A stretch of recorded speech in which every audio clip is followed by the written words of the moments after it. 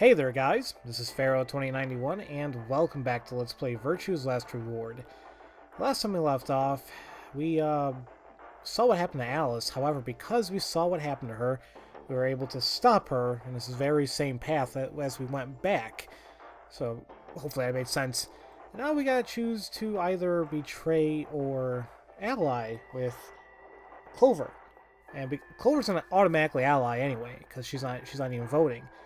And we already have 6 BP, so I could go for a betray and get the 9 BP, but I know it's just not going to end right if I do that, so I'm going to go ahead and ally. Pretty much said I was going to do that anyway in the last episode, so, well, there you go. Round 2 of the result. Thank you, Antimatter.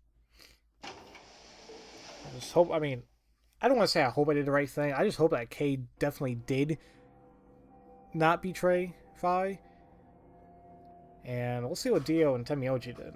I'm assuming they applied to ally as well, but who knows. Luna and I stepped out of the AB room. I could see the others filing out of their rooms as we did. So you chose ally after all? Yeah. But to be honest, the AB game was the last thing in my mind. And I totally forgot to bring that up, the whole thing about his hand, the white stuff. As chaotic as my thoughts were, they all centered on one thing. The mysterious white liquid. Do you want to go see the results? Sure. Luna nodded and walked off toward the projection, but I couldn't move. I glanced around to make sure no one was watching and opened my hand. The liquid didn't seem to have clotted or run out, since it was still oozing thickly out of my slit in my hand. What in the hell is this? It couldn't be blood, could it? No, that was impossible. No matter how many white blood cells clumped together, you'd never get anything that looked like that. But I've never seen my blood do this before. In 22 years of life, I've seen my body bleed many times. Scraped knees as a kid, accidental nicks of a knife as an adult. But every single time I've bled red, like any other human being. So why was it that this time, it was white? What the hell's happening to me? Hey, Sigma, what are you doing? Get the hell over here. They're gonna show the results. Yeah, right. On my way. I did my best to compose myself and headed over to join the others. I wonder if Fi knows. If she knows what the answer may be for that. Please. Okay, time to see how everyone voted. Let's see. Ally. Okay, good. He allied. Of course they allied. Okay. Ally across the board. It's all good. Yeah, definitely, like... Kay could have easily gone. Well, Dio wouldn't even... Well, if he betrayed, he would have killed Alice, so... Okay, it's all good. Points. Please check.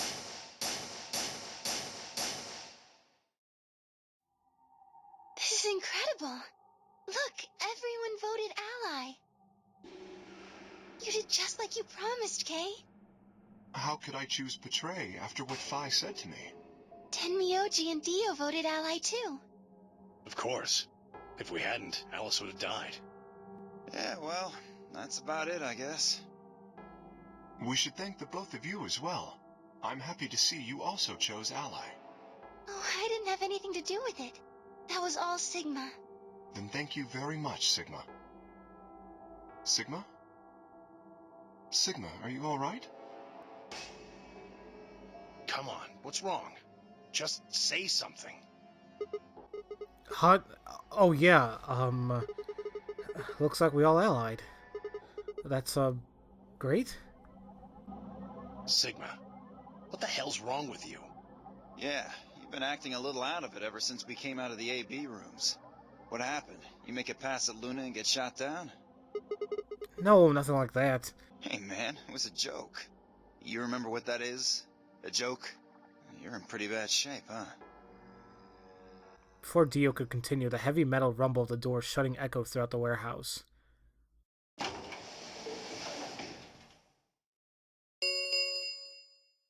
The Ambidex. Round 3. Starkey. There is the Ambidex. We can open the gates as many times as we want to? Then, that means... We can play the AB game as many times as we like, right? Hey, Zero Jr. said something about this, didn't he? As soon as the gates close, your colors get all shuffled out automatically. The parent solo assignments hop around a bit too. Yeah, right. Sorry to be a pain, but could you all show me your bracelets? I want to see what all your colors and assignments are. Everyone nodded and held their arms out toward him. I stared at them, terrified to follow suit, but certain that refusing would only draw more suspicion. So I held my arm out, hand tightened to a white-knuckled fist to hide the cut. When their eyes had landed in my hand, my heart skipped a beat. Huh. So Dio and Kay are a yellow pair. Luna and I are both pairs, but our colors are different. Right. You're a cyan, and I'm magenta. That makes Sigma the only solo, huh? A red solo. So what are the four we left in the infirmary? Luna and I are pairs, so two of them are our partners. That means the other two are solos. Although, I guess we don't know what colors they are. They're probably green and blue. Why's that? Didn't you see them? There are a bunch of white doors in the Floor B warehouse. They have to be the next set of chromatic doors. Ah, yes. Fine Eyes on our way back from the garden with the unconscious Quark. And there they were.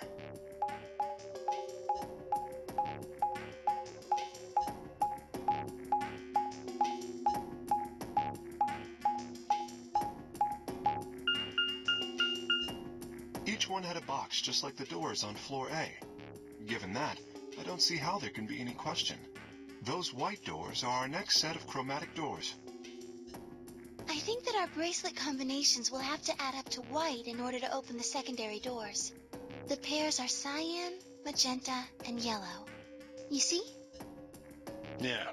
If we need to make white, then the other three colors would have to be red, green, and blue. Right.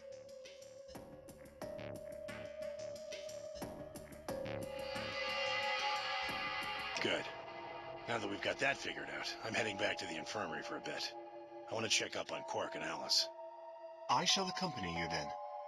Might as well go with you, I guess. No real reason to hang out here. Well, what will you two do? I need to talk to Sigma about something. About what? Something? Her usual pleasant expression has been replaced with something much more sullen. She must have noticed that there was something wrong with me. That was what she wanted to talk about. I was sure of it. Okay, fine. I managed to make my voice sound almost relaxed. Whoa, hold on. A private talk? What are you guys plotting? We're not plotting anything. I promise. It's nothing. Fine, whatever. See if I care. I think you do care because you're the one who brought it up. It's like, hey, what are you guys doing? Dio tossed his head with a mixture of arrogance and feigned disinterest and marched out of the yellow door. Temyoji and Kay quickly followed. In only moments, all three had disappeared.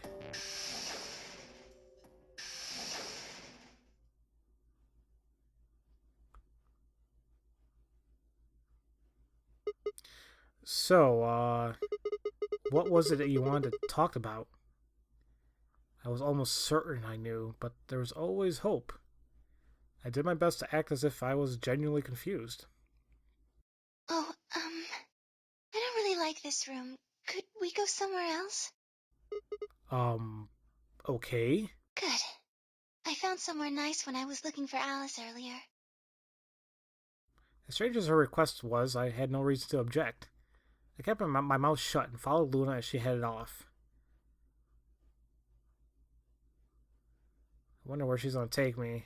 Maybe the garden? Yeah, okay. That is like the only nice place I can think of. The garden? You know this place? Well, yes. Well, sort of. I came here once. I was looking for Alice as well. Oh, I see. So, what brings you here? Isn't this nice? This is the only place in the whole facility with anything green.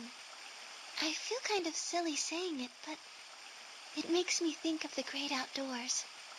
I think it's the perfect place for a serious conversation. Being surrounded by nature makes me feel happy. Oh, there's a bench over there. Would you like to sit down with me?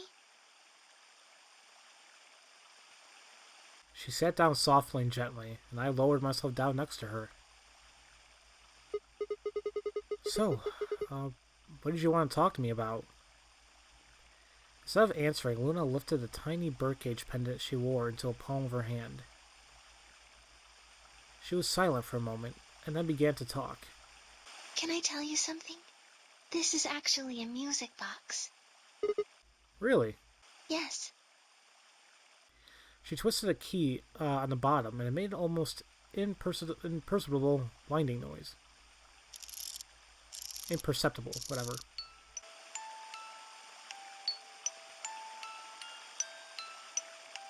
When she released it, soft, clear notes drifted out. It's a nice song.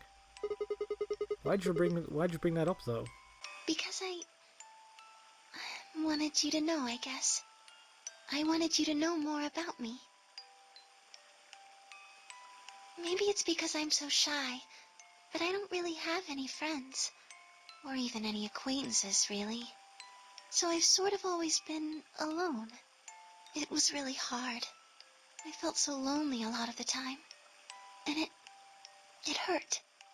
It felt like I was just kind of going to collapse from the inside out. That was when I got this music box. Someone very important gave it to me. They didn't say anything, but I felt like there was an unspoken message behind it. Luna, happiness is closer than you think. Do you know Maeterlinck's The Bluebird? Yeah. Well, I know the gist of it. I think it starts on Christmas Eve. This brother and sister named... Yeah. I don't want to say Tile, Myrtle, whatever. Get asked to find a blue bird by this old woman, and they travel to the dream world. Or something. Now, I'm sure this is true, what they're talking about, the story. I don't think I personally ever heard of it. Maybe, I don't know. Anyway, supposedly if you catch this bird, then you can make a wish come true. So they visit all 3 different places, but they can't find it. Eventually they give up and go home. But when they wake up, the bird is in a birdcage in their hut. That's right. It's a well-known story. And it teaches a simple lesson. Yeah, like you said, happiness is closer than you think. Right. It got me thinking. Maybe the person who gave me this music box was trying to tell me just that. I don't know if that's true. Maybe all of this is just in my head, but I really felt like that was what they'd meant. It was so kind. I kept it with me all the time, like a kind of good luck charm. But one day I realized something. There was another meaning to the bluebird. In Maeterlinck's original story, it doesn't end with them waking up. There's more? Yes. When Til and Mittel try to feed the bird, it leaves the cage and flies away. And then the story ends. Whoa. What about the moral then? It changes.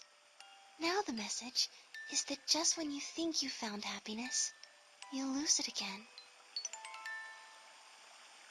I thought about that for a while, but in the end, it didn't change how I felt. I don't know what they intended it to mean when they gave it to me, but I decided how I was going to look at it. It means that happiness is something you should always be looking for, and it's only when you're pursuing happiness that you're truly happy.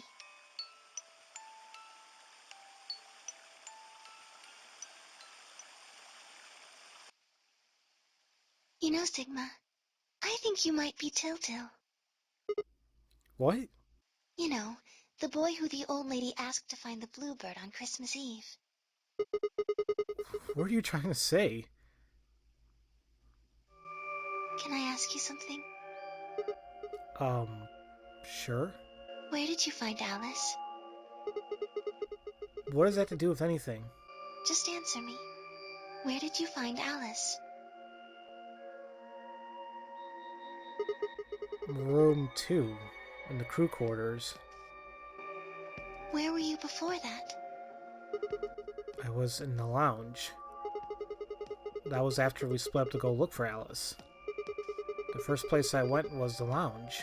So you went from the lounge to the crew quarters, where you found Alice. And then you rushed her to the infirmary, right? Yeah. Oh, I have a feeling I know where she's gonna go with this. Okay, tell me this then. How do you know about the garden? Just now you said you'd come here when you were looking for Alice, didn't you? Exactly. That doesn't make any sense. There wouldn't have been any time for you to visit the garden while you were looking for Alice. So tell me, Sigma, how do you know about this place? Well, I didn't know what to say. I couldn't even explain it myself. Why had I told her I knew about the garden? Why had I told her I'd been there before? Sigma, are you a robot? Have you always been here? What? See, it would make so much sense if you were. That would explain why you knew about the garden, and it would explain that cut on your left hand.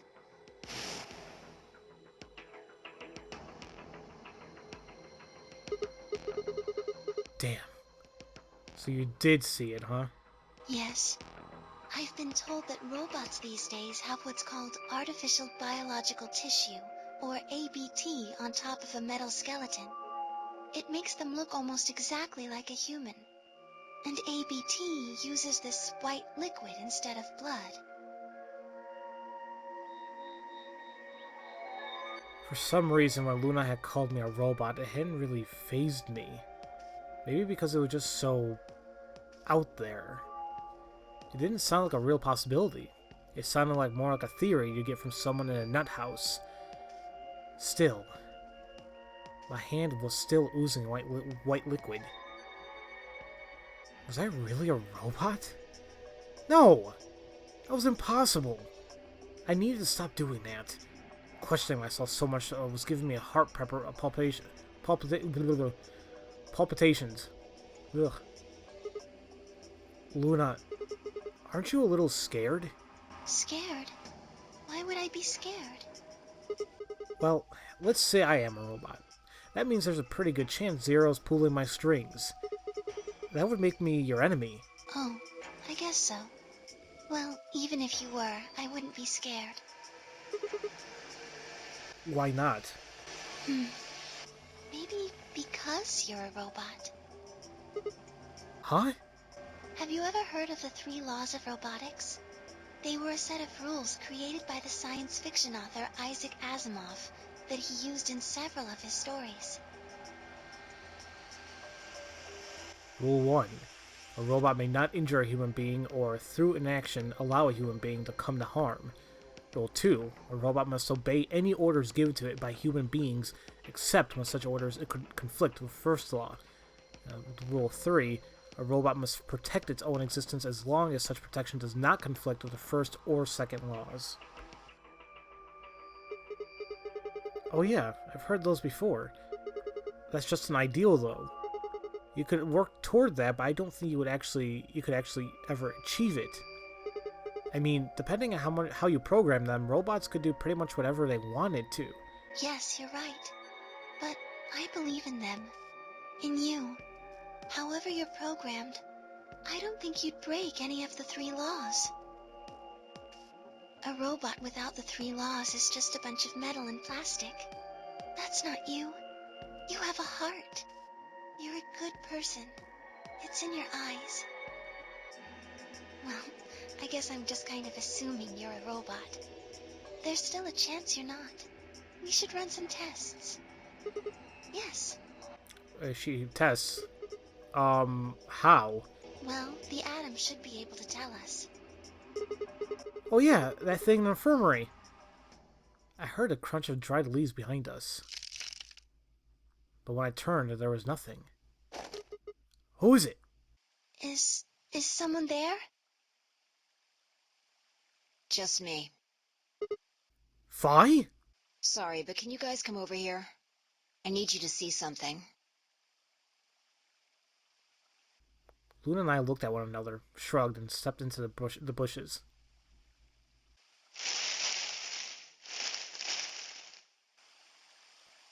Welcome. What? How long have you been here?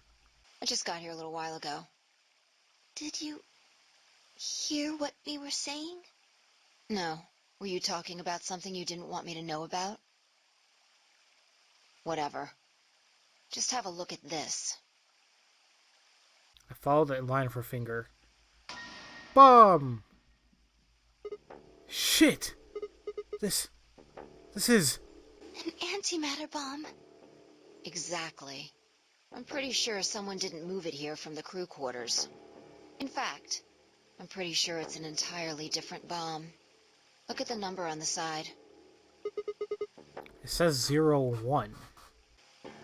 And the one in the crew quarters said 3, right? Then that must mean... Shit. Then there's no question, huh? I've got more good news.